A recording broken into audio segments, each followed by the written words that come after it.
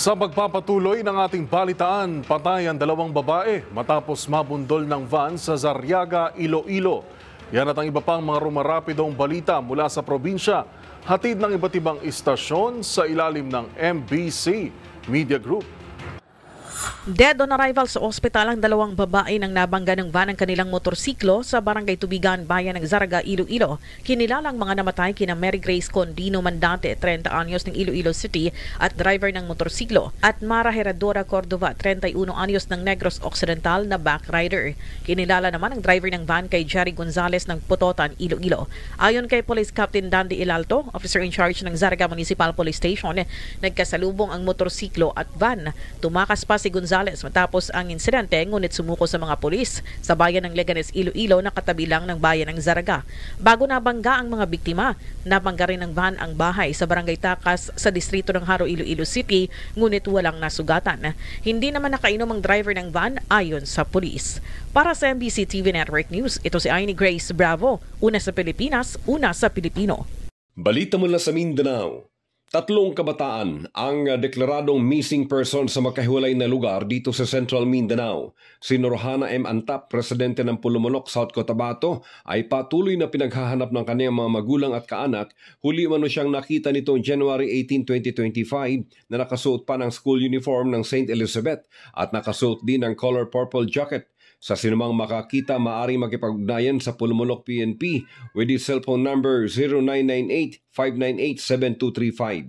Missing din itong isang babaeng estudyante na si Pyra Giad Sinulinding, 13 years old, residente ng Purok KSRC, Sampaw, Isulan, Sultan, Kudarat.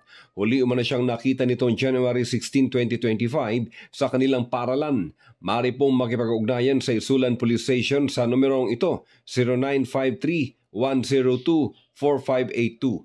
Ang pangatlong missing person ay ito namang si Jebril Ngaray, 16 years old, residente ng Iscanlar Street, Calawag 1, Isulan, Sultan, Kudarat.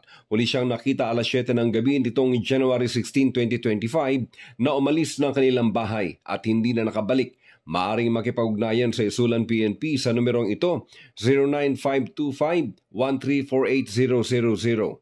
Samantala, nakakaalarma naman o nakaalarma ang kapulisan ng Cotabato City matapos sa itong napaulat na isang puting van ang umano'y na responsable sa pagdukot sa ilang individual. Wala pa umanong opisyal na reklamo ang natatanggap ng Cotabato City Police Office, subalit pinag-iingat nito ang publiko at hinihikayat na makipag-ugnayan kaagad sa otoridad.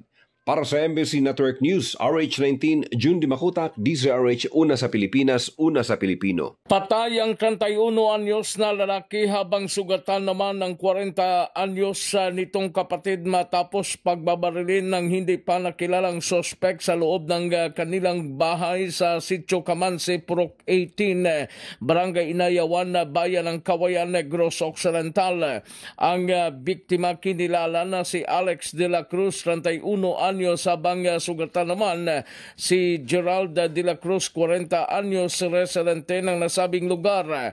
Ayon kay Lieutenant Colonel Lowell Garinganao, hepe ng Kawayan PNP Station, si Gerald ang habang sakay ng motorsiklo na minamaneho ng kanyang kaibigan na si Romeo libre ng pagbabarili ng sospek. Hinabol pa ng sospek ang biktima hanggang sa loob ng kanilang bahay at nakita nito ang kapatid ng biktima na si Alex at walang awang pinagbabaril din ito.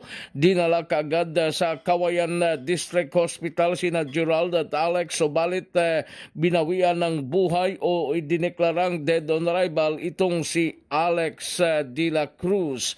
Nagpapatuloy ang hot pursuit operation ng Kawayan Municipal Police Station sa mga sospek. Para sa MBC TV Network News, ito si RH46 Rex Cantong, una sa Pilipinas, una sa Pilipino.